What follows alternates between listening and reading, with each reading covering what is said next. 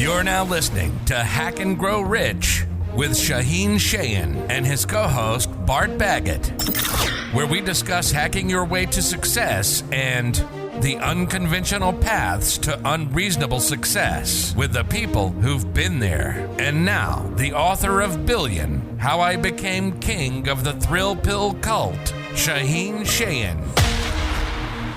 All right, guys, welcome back to the show. As you know, I'm always looking for new ways to leverage your social skills and use that to influence your attraction, how you perceive to women, how to make more money, how to get ahead. And today we have a very cool guest who's extremely successful. His name is Shaahin. No, I said that wrong. Shaahin. Shaahin. Sorry, and he is the man behind the story, the inventor of one of the biggest designer drugs of the 90s, made over $1 billion while at it. He's got a new All-American Rags to Riches book, Billion, How I Became King of the Thrill Pill Cult. And he tells a story of his wild journey, which I can't wait to hear. In the 90s, he invented herbal ecstasy, created over $1 billion in revenue. Then he went on and invented digital vaporization and was the innovator behind the vape and vaporization wave. He founded the first publicly traded vaporizer company called Vapier. And present, he's a leading Amazon and e-commerce expert and thought leader, speaking to thousands on how to start predictable recurring revenue streams on the Amazon platform, which is awesome. And I can't wait to hear more about all this cool shit you've done, man. So welcome to the show. Thanks for having me on, Robbie. So tell us, like, how do you look like a pretty young guy. How old were you when you kind of got into business, and what was your kind of upbringing, and did you always have like an entrepreneurial style mindset about you, or tell us? Yeah, how you so got I'm 46 now. Mm-hmm. I started as a kid. Actually, if we want to roll back, I came from Iran. I was born in Iran, and we came to this country as refugees. Didn't speak a word of English. Excuse me. And we moved to this country. I quickly learned that money was going to be a very important thing. And coming from the third world, you tend to not realize what a cool place America actually is until you're actually there. It's one of the few places, I believe, still to this day, where even with very little resources and even with the most dire of circumstances, you can still do amazing things. You can achieve great achievements. And America is one of those countries where it's very rare. I think it's in the history of humanity, the level of opportunity that we have has never been done before. So we came here. I was a kid, was about 5 years old, and dropped into a school which everybody hated us because I was Persian, Iranian, and it was during Iran-Contra and the whole terrorism thing. And I got my ass kicked every day in school. And I realized that I was going to have to start doing something to bring myself up. So initially, I decided to start a little criminal enterprise in my adolescence. I'm going to drink a little water here. And so I got together all the kids in the school that seemingly had something wrong with them, the outcasts, the misfits, the kids that nobody wanted to hang out with. We had a kid who was handicapped. We called him the handy-capable. We had another kid who was a little person. We called him the midget, and he was a little Greek kid. And there was just a bunch of us. We looked like a really motley crew of discontents and just bizarre people. And what we would do is we would go into the liquor stores. We would go into the little local stores, and we would create a distraction. Now, the little Greek kid was tiny and he was cute, and he'd wear very baggy clothes, and he'd start to take the little bottles of liquor, stuff them in his clothes, nudie magazines, whatever he could. And we created a business in the school that flourished. Now, the thing that I learned during this pivotal period for me is that while I was very good at making money and very good at getting people to give me their allowances for nudie magazines, alcohol, glue, whatever it was we were selling at that time, I was really bad at crime. And the people around me were even worse than me. And I remember sitting in detention thinking to myself, fuck, man, we're in detention and I'm selling stuff to people in detention. And I'm a little kid. Yeah. How old were you? This is grade school, man. Grade school. Wow. Yeah. Yeah.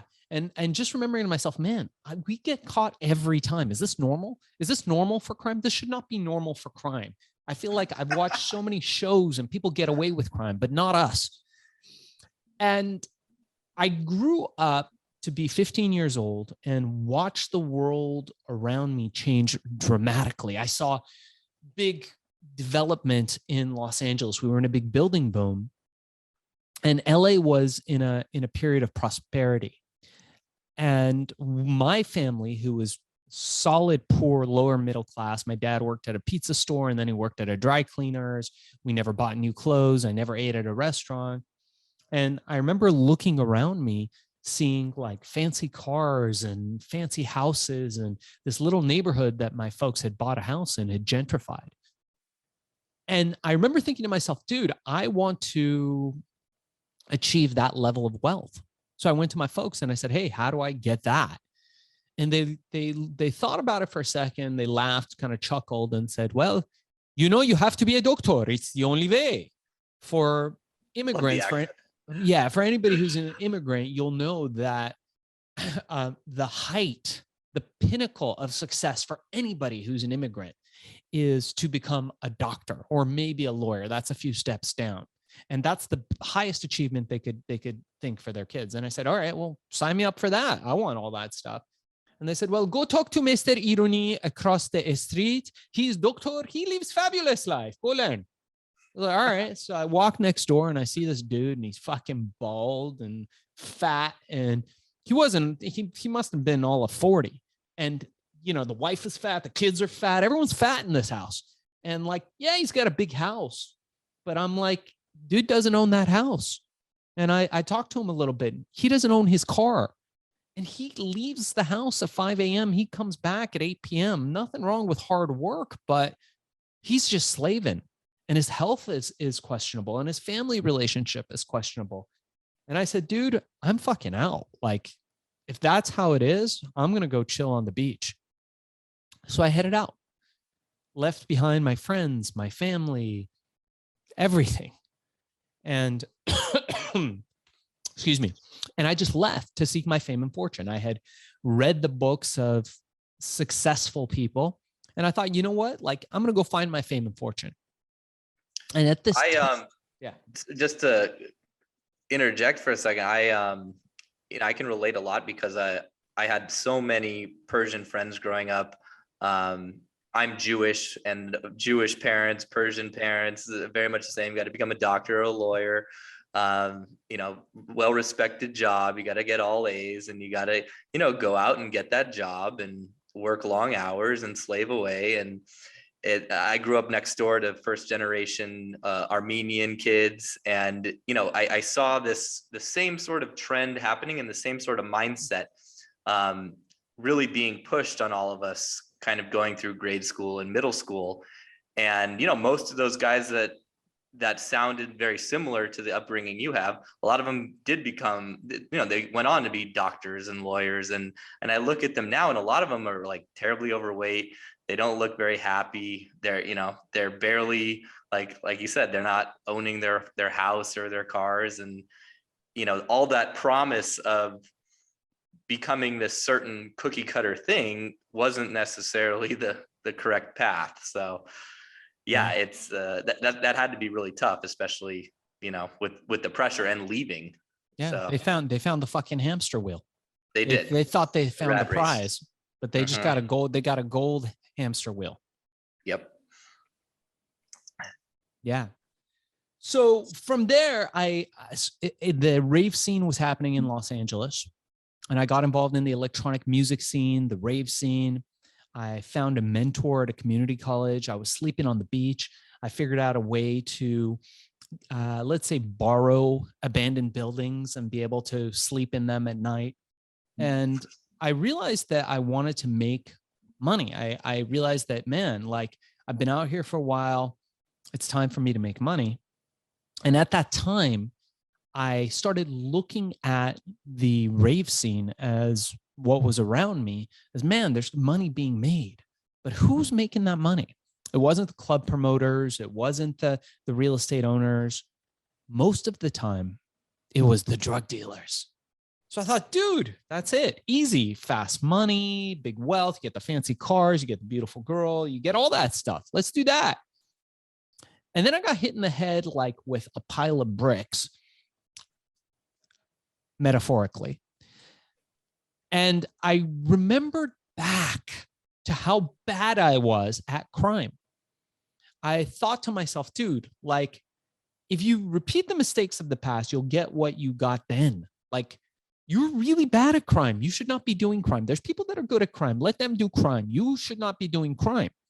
And so I thought, fuck, man, but it was such a good idea. I was already like driving the car and like I had it in my mind.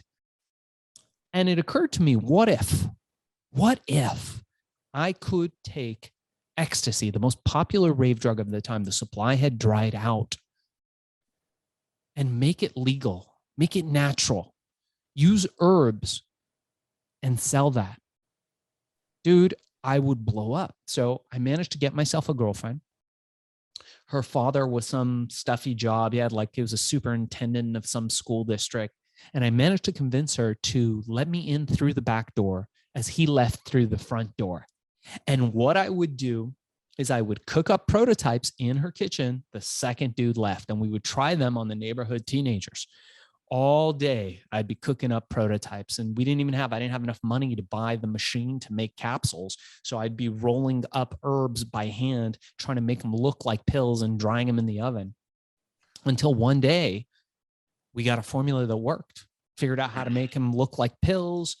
They tasted terrible. It was these goof-filled things, but they fucking worked. And I got the crazy idea that I was going to walk into the club and everybody was going to love me and they were just going to buy the pills and everything would be happy thereafter. So I put them in little baggies, just like drug dealers would do. I walked into the club, walked up to the scariest drug dealer you've ever seen in your life, tats on his face. Fucking dude was like crazy. And now remember, this is the 90s. So when we talk about tattoos on the face, in the 90s, it was a thing. Now, if you have tattoos on your face, they call you Post Malone. You get a Twitter account. You get you're platinum selling artist. Back then, you were shunned from society for having tattoos on your face. People would not let you indoors if that was the case. And this man had tattoos on his face. He was a beast of a human being. And he had the 3 little things on his eyes, which I think means you killed someone in prison or something. I remember walking up to him and him looking at me and going like, sorry, man, I don't have anything to sell today. I'm all out. I said, no, I'm not a customer. Don't want to buy. He said, fuck you. Are you a cop? What are you, fucking cop? I said, nope, definitely not a cop. Do I look like a cop? I'm not even 16. I'm not a cop. He goes, okay, well, what the fuck do you want? And I said, hey, man, I know you're out of product. Why don't you sell this? And he's staring at me. His bodyguards are staring at me. His girlfriends are staring at me. I'm inside one of the biggest clubs, underground clubs in Los Angeles, talking to one of the biggest drug dealers. And it occurred to me, Shaahin, now would be a good time for you to leave. Apologize and leave. But I looked down at my feet, Robbie, and they were glued to the floor. I could not move them for whatever reason it was. And he said, what's this shit? And I said, I know what it is. Herbal ecstasy. Just made it up on the spot. And he said, herbal ecstasy. He said, and just in that moment, 2 partygoers walked up to him, cash in hand. He had nothing to sell them. And he looked at me. I was sweating bullets in front of this guy, but I wasn't moving. I was intent. My eyes locked on his. He grabbed the entire backpack, said, come back in 2 hours. You better not be fucking with me. Don't leave the club. He started selling the pills. This was the longest 2 hours of my life. I didn't know if this guy was going to kill me. I was thinking, man, I'll wash his car, shine his shoes, whatever he wants. If he doesn't kill me, how do you get a guy not to kill you? I kept thinking about it. I was like, he must be a nice guy. I was looking at his face, trying to see if he smiled or not. This guy did not smile. 2 hours goes by. I'm walking up to him, motions for me to come up to him, and I'm thinking of every excuse in the world. But I notice around him, people are dancing and having a good time, and he does not seem to be so upset. And he stares at me and he says, kid, when can you get me more? Nice. And that was it. It went from one guy to 10,000 guys to 100,000 guys, clubs all over the world. We were selling in the best clubs in the world, all the drug dealers selling it, all of them legitimizing their businesses, opening up franchises, getting territories. And I'm still a teenager. Can I ask a question real fast? Yeah. So I have definitely done my fair share of real ecstasy, and I didn't even know herbal ecstasy existed, let alone how the hell did you make it? Like, that's, did you have like a background in chemistry, or like, it's so fascinating to me. And why have I never been offered it? I didn't start like dabbling in those sorts of things until around 2012, I'd say. So, yeah. That's probably why. Yeah, the key ingredients were restricted, I believe, in the late 90s. So it was probably well before your time. We're talking early to mid 90s. The product was out there in the marketplace. To answer your first question is no, I didn't have a degree in chemistry, but I had a degree in never fucking quitting. I had a degree in not taking no for an answer. And that's really what I did, man.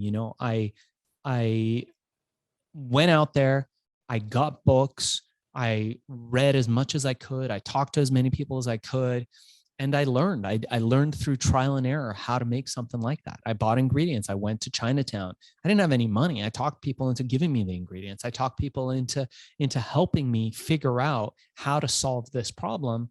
And nobody told me that I couldn't do it. Now, I'm sure people said it. I just didn't fucking hear them. And at the end of the day, all that mattered was that one moment where I succeeded in what I was trying to do. It was that one moment of success that was like, you know what? I fucking did it. This works. And I know what to do from here. That's all that matters.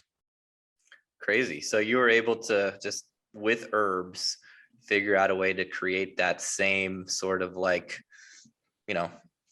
ecstasy feeling, buzz, high, whatever you want to call it. That's crazy. And so, and then, what happened? Why did they made that illegal? Yeah, they banned the main ingredient. One of the key ingredients was ephedra, and that was banned, somewhere, I think in the 90s.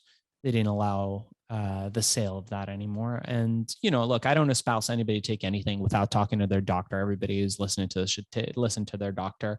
But I felt, for me, it was a very safe ingredient. We never had an issue. And so I'll fast forward. I'm now, late teens, and I have a collection of exotic cars, Lamborghinis, Ferraris, all that stuff. I'm sleeping maybe 2 hours, sometimes in the factory, sometimes at my office. I have 200 employees. All of Venice Beach is employed by me. Everywhere you go, you see Ecstacy shirts. We have over 30,000 retail stores carrying our product. Larry Flint is selling them at the Hustler stores, Warehouse Music, Tower Records, back in the day when people bought records at record stores, New Age bookstores, regular bookstores, Urban Outfitters, 7-Eleven. Everywhere you go, our product is there. And I had fallen asleep in the passenger area, like leaning over to the passenger area of my Lamborghini. Drooling on the seats, not a good look.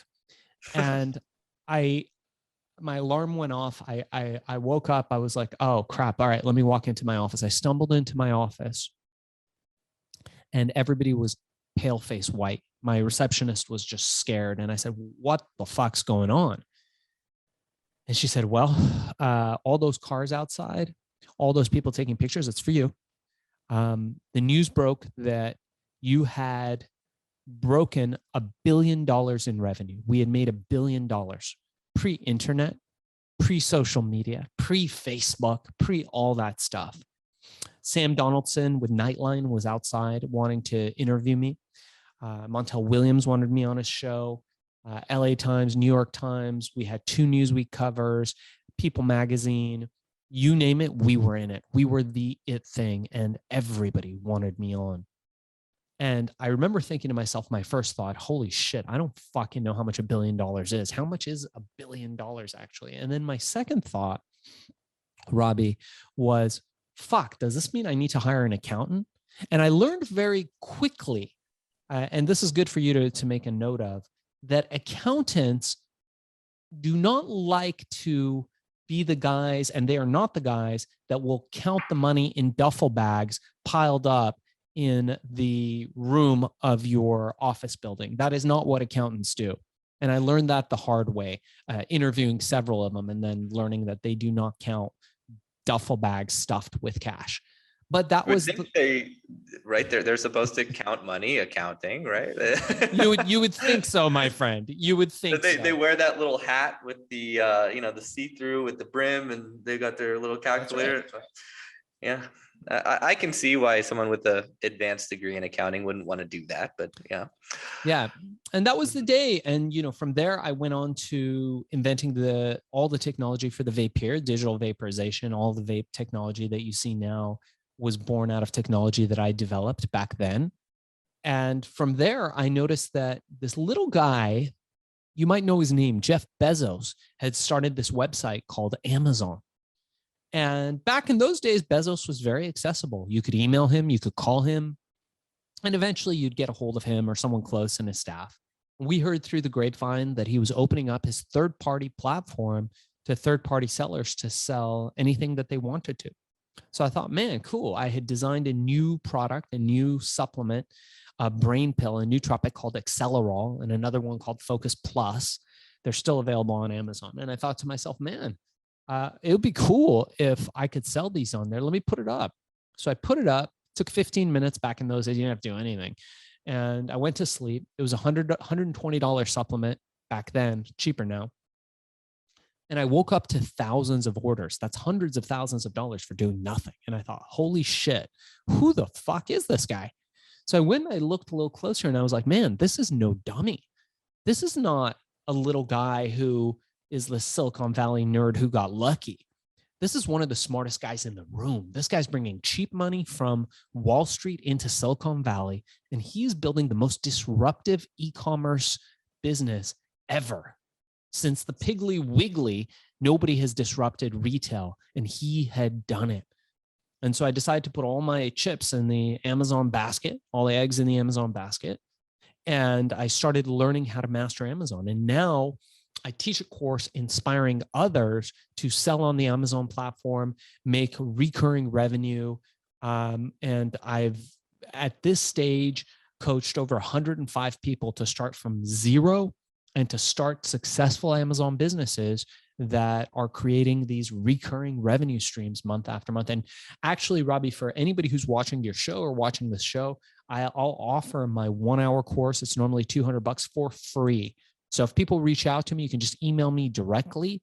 It's darkzess@gmail.com. I get through every single email. I'll respond to you personally and sign you up if you just mention Leverage and Robbie Kramer. I'll give you the 1-hour course for free. And anybody else who's interested is fbasellercourse.com. And for anybody who's interested more in my story about herbal ecstasy and that wild ride, my book is out now. It's called Billion, How I Became King of the Thrill Pill Cult. And that's available on Amazon, and the audiobook dropped recently. So you can get it on Audible if anyone is interested in that. Yeah, thanks for offering that to my listeners, first of all. And anyone listening to the show who's been listening, or if you're a new listener, really kind of understands the power of starting a side business. And like you said, leaving the sort of, golden, not even golden, handcuffs. They're like bronze handcuffs if you've got a 9-to-5 job of slaving away that you hate. It's such a fascinating story of how, first you were in crime as a kid, and then you became like a legal drug dealer basically. And the 90s, or the rave period, like I graduated high school in 2001. And I remember as like a freshman in high school, all the beautiful young girls were like going up to LA and going to raves. And I even had a buddy who I think went to prison for selling ecstasy first, and then he ended up selling some other shit. And that's another story. But it's definitely one of the most your story is one of the most fascinating I've heard in a really long time. Tell me how, like, the effect on, like, what was the effect on your dating life? First of all, I know you said you had a girlfriend when you originally kind of got into that first, he came with the backpack, he sold it to the tattooed eye guy. What did all that fame kind of do to you socially, dating wise? Like, can you tell us a little bit about that? Look, I look at dating like sales. Dating is effectively sales. It's a big impact. It's the biggest impact you can have on dating and sales, in fact, is influence. And I always believed in pull marketing rather than push marketing. So Seth Godin, one of the great marketers, if you haven't checked out his books, definitely check out his book. He wrote a great book called Purple Cow, another one called Linchpin. He's prolific. Talks about how in marketing, how we've shifted from disruption marketing to permission marketing. If you think about it, back in the day, all we had was big soda companies being like, hey man, you want a fresh drink? You're like, no. Okay, well, I'll interrupt your show in 2 more minutes and 2 more minutes. Hey man, you want a drink? You want a drink? You want a drink? Until people just either freaking bought the drink or got so pissed at it, they just went off and did something else. And the way things changed with the advent of the internet and digital marketing and mobile phones and kind of the way things are now is that permission marketing became the way to approach consumers. And Amazon, and I'm going to get to dating about this, but as Amazon developed, we started to learn that there is a language to influence. And every marketplace where you're in, either if you're in the dating marketplace, or if you're in the marketplace for goods, you're in the marketplace for services, each has its own language. And I know from what you've told me that you're an expert in dating language, and you and me had a brief conversation about the old school pickup artist guys who were doing that kind of stuff back in the day and how that's progressed. So I was in a unique situation. I had instant status because I was famous for a minute. And when you have that, money makes a big difference. And it's not really the quantity of money, but much more so just having access to it. As far as success goes in dating for men, and I can speak to men mainly. I think as far as women go, for the most part with men, it appears that appearance tends to be the majority factor. And that's just, people can argue with that. They can say it's politically incorrect, but it tends to be biologically accurate, in my opinion. And that's all I can speak to. I agree. As far as men go, it really comes down to status. And status is really something that you can break down into one of two things. Fame, and that fame can be in a microcosm. You ever seen somebody who's very famous in his own little tiny world and you're like, oh, that's cute. You're like big in a really tiny place. Or it could be general fame. But females are much more attracted to fame than money. There's a lot of famous broke guys out there, believe it or not. A lot of guys that are famous in their own little world, and a lot of guys that specialize in holding court in a very small microcosm. And by doing that, when somebody enters into their microcosm, they are influenced by their fame, pull marketing, what we're talking about. In my case, I was famous in my own small little microcosm, but I was also always on TV. I would walk into places, and it's a crazy feeling when you walk into somewhere and everybody turns their head and they've seen you because you've been on the press and people know who you are, which led to no shortage of opportunities of females for me to date. But a real question about, were they genuine? Were they interested in me, or were they interested in my fame and my success and subsequently the money? And I had all different kinds of women like that in those days. So, and I think a lot of women too, especially nowadays with Instagram, I think I heard this on a Dan Bilzerian interview where he said fame is the ultimate sort of attraction tool, and what's even better than that is the ability to make them famous. And I was like, wow, that's that's another level of fame. So if you're famous enough where you can make them famous, which is essentially you're Dan Bilzerian on Instagram and you post a tag of one of the girls you're hanging with, she's gonna get a few million followers from that. That's kind of the ultimate status. At the time, maybe that wasn't as prolific. When and look, I mean, I think it depends on what you're dating for, the reason why you're dating. If you're just looking to have fun and go out there and forge connections and just have like a good time, that's respectable. There's nothing wrong with that. And then you might be looking for a different type of partner. If you're looking to get married and have kids, if you're at that stage in your life, then that's a different thing. If you're looking to build legacy, then you got to do a lot more refinement of the tactics that you're using, where you're meeting women, why you're meeting a specific type of woman, and you got to put them through a test to make sure that they meet your values, which is one of the most important things, which doesn't really matter as much if you're just dating around, you're just having fun, and you're there to, just forge human connections and have fun and just, do that kind of thing. But if you're looking to go deeper and to have a deeper connection with someone, and which there's no deeper connection than being a parent and having a child and living that life. If that, I'm a family guy now, so I don't date. I'm just a family guy. And that's been one of the most impactful, one of the most important things that I've ever done in my life. And I wouldn't give that up for anything. But when I was younger, it's a different story. And it's funny. I look at guys and I think to myself, man, like if they just knew that at the end of the day, a lot of the stuff comes down to just being authentic. A lot of it just comes down to being a real motherfucker. It comes down to, you create an air of mystery about you. You create an air of status about you by just being real, by standing for something, by being a human being that's actually self-reflective. And people are attracted to that. People are attracted to others who seem to have a plan, of others that have looked back on their life and been like, man, my life is pretty fucking interesting. Or I've been a fucking asshole and I'm going to work on myself.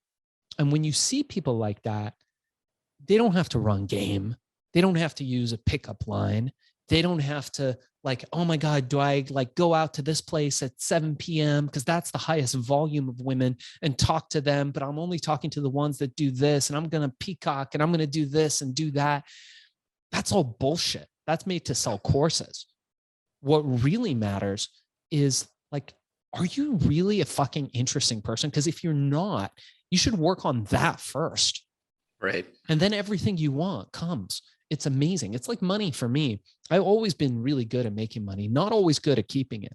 In recent years, I've developed this foundational system that I teach to people who are part of my Amazon course about how to diversify your money, how to put it in different areas, how to build out that Amazon business so it's creating recurring revenue without you having to sell your hours. Back in the day, I wasn't so good at doing that. That's why I made, over $1 billion in money, and I managed to keep some of it, but not as much of it as I would like to. But at the end of the day, you really have to think strategically about everything. And it really comes down to looking back at your life and reflecting, thinking back. And you'll notice too, the people in your life that are the most wise, the most cogent, the most clear are the ones that have done the deepest amount of self-reflection. Mm-hmm. And women, men, everybody find that attractive. That is the key. If I had to coach somebody on men, you want to go date, you want to get girls, you want to get guys, whatever it is you want to do, like I would forego all that other stuff. Like, yeah, sure, take a fucking shower and comb your hair, man. You know, like don't go out looking like a bum. But outside of that, work on yourself. Be authentic. And what a lot of people discover is that they don't know who they are, or who they think they are isn't who they are. So I tell people, find 5 to 10 people closest to you and go to them and say, hey, no judgment.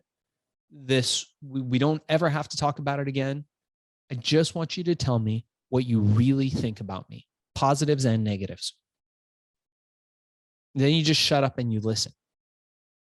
And you might hear something that you don't want to hear. And that's good. Yeah, that's great. Yeah.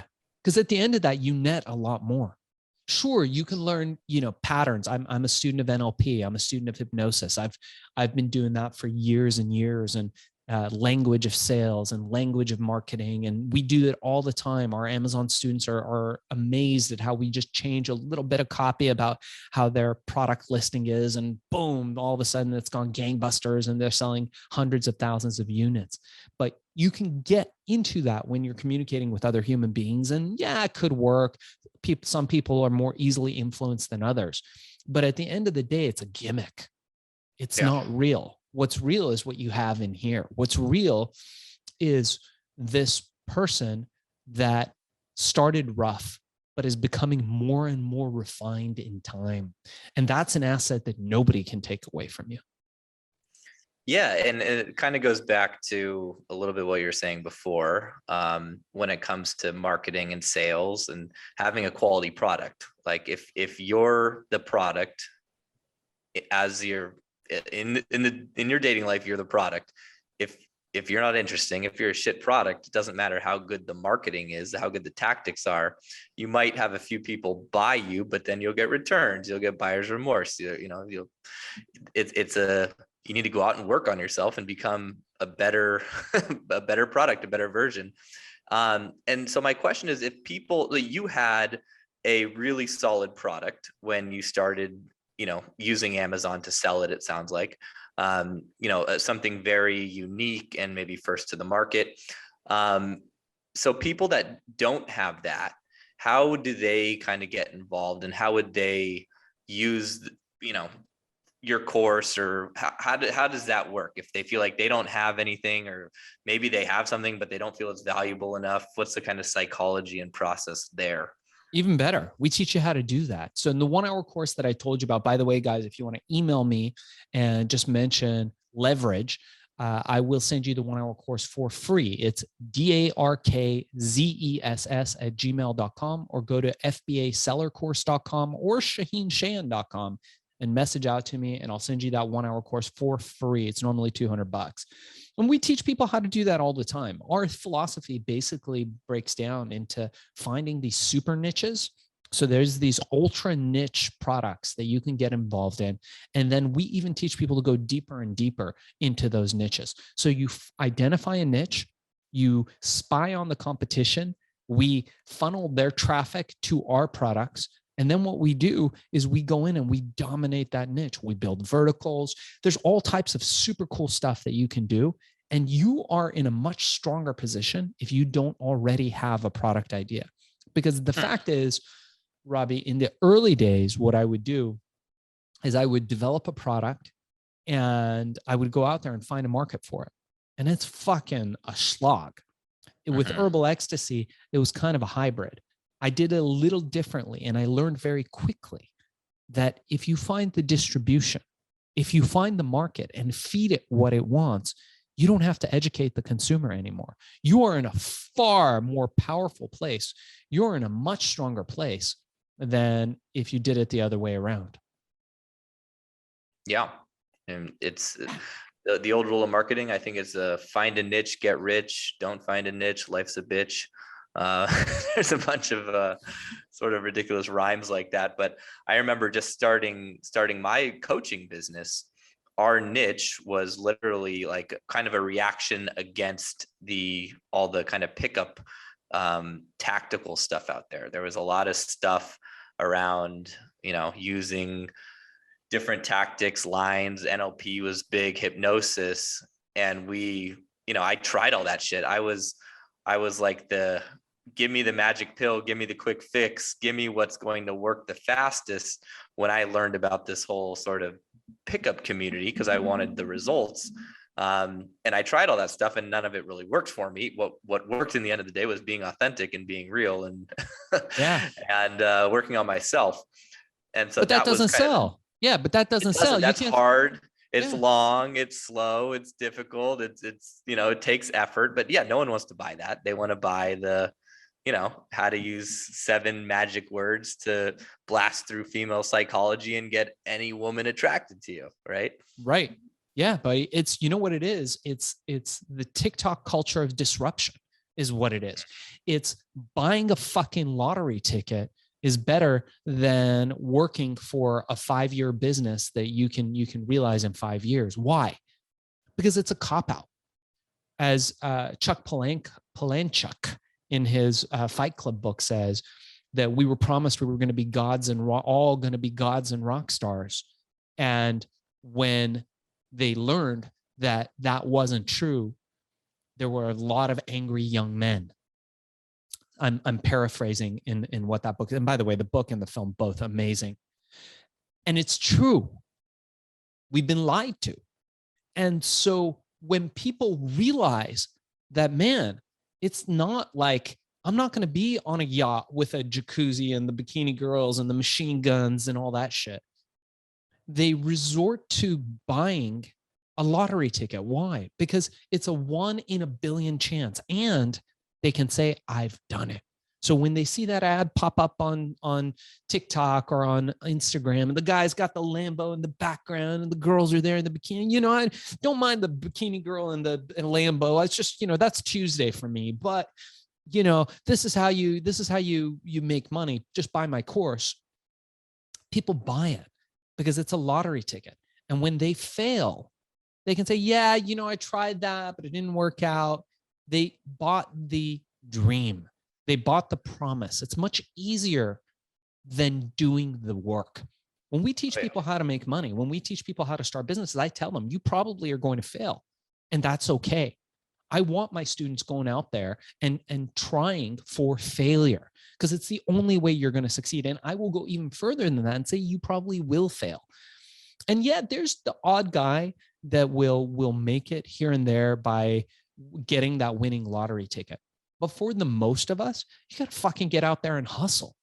I slept on the beach. I slept in the back seat of an abandoned car. I ate fucking top ramen. I ate hot dog, ketchup, and relish for months and months and months just to survive, because it didn't matter, because I was willing to do whatever it takes. You have to be willing to do whatever the fuck it takes to succeed. And at the end of the day, it's not all black and white.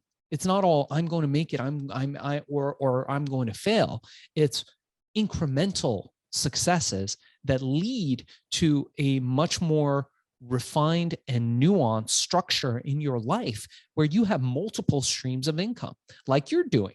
You invest a little bit in real estate. You invest a little bit in an e-commerce business. Maybe you have a job, you're consulting, and that's what's bringing in the revenue. Maybe you're driving fucking Uber. No shame in that. No shame in doing Airbnb. No shame in doing Uber, being part of the gig economy. Whatever you have to do in order to build that foundation, so you come from a place of strength. And then, maybe you contact me and we start an Amazon business for you. And then 2 years down the line, you're making $100,000 a month. Your Amazon business is going great. Your real estate's going great, all this stuff. And some fucking dude looks at you and goes, oh yeah, look at that fucking guy. He got really lucky. And Yeah, you're you got like, the lottery ticket. he got the lottery ticket. I got that too. I went on TikTok and I saw that guy. And that's the problem. It's the TikTok disruption culture where they shine shiny things. And it's easier culturally for people to buy the shiny things and pay a little bit of money and say, yeah, I tried that. Now I can quit. Right. I can go back to what I was doing, or Go back to what I was doing. Yeah. Try it a year later and buy another course or buy another lottery ticket, and hope it's super easy that time. Top up. Yeah. Yeah. Yeah. Yeah. It's tough because that's what we're marketed, the shiny pill or the shiny object or, magic pill.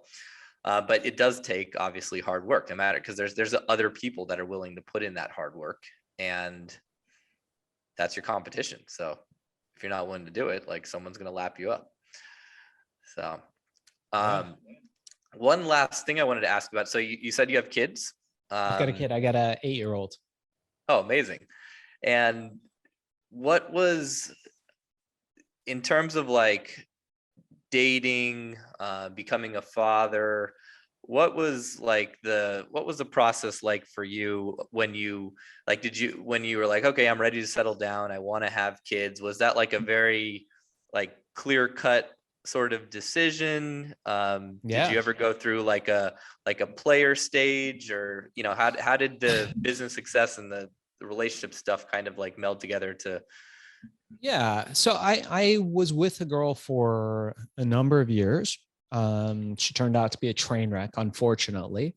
And moving out of that, I decided that, hey, man, I am now into the phase of my life, into my late 30s, where I want to build my legacy. And whatever females on this journey with me has to be similarly minded. And we have to share similar values. Very important to me that she had good parenting, which I think makes a huge difference, that she was raised right and brought up right, and that we shared similar values, similar cultural background. I'm Iranian, so I'd like my kid to speak Iranian and understand our culture. I think it's super important to understand where we came from. And so my criteria changed. I mean, I did date, and I had a lot of great relationships with a lot of great women, but none of them were quite there on all points until I met my wife. But for me, it was very clear what I wanted to do. I want to build legacy, and I wanted to be with a woman who was of that same mind, that we could grow together and grow a family. And that fact that she would be not only a great wife, but a great mother to our son, which is so important. Your mom is like probably the only person that will love you forever, no matter what. And, right. And so that was really the factors that I looked for. So you look a little bit differently as far as what you're looking for. Look, there's never going to be a woman that meets all of your criteria ever. Like, it just doesn't happen. Right. But the fact is that people grow and people change, and you can compromise some things, but there's other things that are not negotiable. And in every relationship, I mean, I'm sure my wife has compromised a lot of stuff for me, but at the end of the day, the things that are not negotiable are your core values. And so you start looking at things of like, hey, does this person share my core values? Is this somebody that I can grow with and raise a family with? That's a very different outlook to, dating around. Sure, that's fun, and that's great. And there's, again, no judgment. And I know I've got buddies that are still doing that, and they're 10 years older than me, and they're having the time of their life. And that's fine. But what they're not doing is building legacy. Yeah. So did that kind of happen for you? Like, did you get to a point where you're like, okay, I need to shift gears, and you just kind of got bored of the not doing that? Or was it more of like a smooth transition? Yeah. I mean, look, if you're dating, you've got friendship, you've got personal closeness, you've got sex, you've got fun, and it's kind of that, right? So Yeah. if you don't really, all that stuff's good, but eventually, if you're looking for more depth in your life, the main event is really having kids. And almost every female can have kids. Not every female can do it correctly, and be a good mom. What I mean. Yeah. So finding that person who you could look at and say, man, this is going to be the perfect mother for my child, is a completely different level of depth than, let's go out and have fun, and, maybe we'll have sex, and maybe we'll, like, all that stuff is like, I mean, once again, you've kind of self-reflected, you've lived a certain amount of life, like all that stuff kind of loses its mystery. Like, going out on, conquest, or like to try to date and try to, like there's guys that do that kind of stuff, and it's great. But I'll tell you, every single dude I know that's just out there trying to like increase their numbers and trying to do all that stuff, at the end of the day, they really are not happy. There's really something missing from their lives. And barring young guys. So like, if you're in your 20s or super, super young, then yeah, you should be out there having fun and not getting serious and working on your career. But, first and foremost, you should focus on your career, not girls. You should focus on making money. Girls will come. All that stuff comes, but you got to focus on your career. You got to focus on making yourself successful, because the last thing you want to be is a 30-something-year-old dude that got laid a whole lot, but is broke as fuck. Yeah, that's definitely true. And when you do hit, 30, 31, 32, 33, that's really when women start to notice you anyways. And, the guys who are in their early 20s, mid 20s, and they're trying to really improve with dating, a lot of the time I tell them, like, you can go out and you can approach women and you can do, work on yourself. But what's really going to make the biggest difference is getting a little bit older, getting a little bit wiser, a little bit more manly and masculine, and, building something. And that's when the floodgates will open in your 30s. And there's not a ton you can do in your like early 20s. You're better off really like focusing on building that, that train for a woman to kind of jump onto, or a wagon for her to hitch her whatever on. I don't know what that expression is, but yeah, I recently got engaged, and I was like the quintessential, had to go out and sow the wild oats. And I did that for a really long time, and found it, after enough like crazy casual sex and adventures, found it quite unfulfilling, and realized I was just kind of doing it for validation mostly. And yeah, it wasn't until I was about 37 that I was like, okay, I think I need to shift my focus a bit. It sounds like maybe for you it's kind of around that same age or a little bit earlier. Yeah, absolutely. And look, I think every person's different. Some people work better within a relationship, and some people are better to be lifetime players. Yeah. It's just at a certain point, it gets fucking old, man. There's no there's no end game to that. All right. So when you're like in your 40s, you can date girls maybe in like their 20s and 30s, and then then you're dating girls in their 30s and 40s, then you're dating girls in their 50s, and it's like you're a 60-year-old dating girls in their 20s, and you're that guy. And you're that guy. But yeah, maybe you might have sex. If you have money, you'll get sex. Not that you're paying for sex, but that that status and finances can bring that. It has since the dawn of time. Right. But is that what you want? Like, is that what you want? Or would you rather have a life full of family, full of love, full of, and that's a personal choice, is what people have to decide. Some people feel very fulfilled without that. And some people really feel like they need that. For me, I feel like that's the main event. Like, that's what we're here for.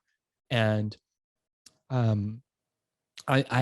really feel pretty strongly about being able to impart legacy and leave the world a little bit better then we found it. And we do that through our progeny. We do that through building legacy and inspiring other people. And you don't have to have kids. You can mentor younger people. I do that as well.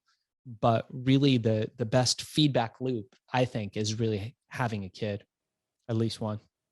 Yeah. And seeing how that plays out, of course, it's like the ultimate, test of your own values and how you can influence this little creature going forward. So Shaahin, it's been so awesome having you on. You dropped some incredible wisdom. Can you, again, tell people where they can find you, where they can find your course, how they can, get more of you? Yeah, sure, guys. So subscribe to our show. It's called Hack and Grow Rich. We do a weekly show with my co-host Bart Baggett, and we have special guests on all the time. So you can find us on Spotify, Stitcher, Apple Podcasts, wherever podcasts are found. It's called Hack and Grow Rich. You can check out my book, Billion, How I Became King of the Thrill Pill Cult, available on Amazon and everywhere books are found. The audiobook just dropped. If you're interested in making money on Amazon, reach out to me. darkzess@gmail.com.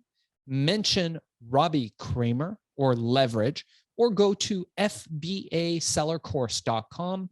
Just mention Robbie Kramer or leverage, and we will give you the $200 course for free.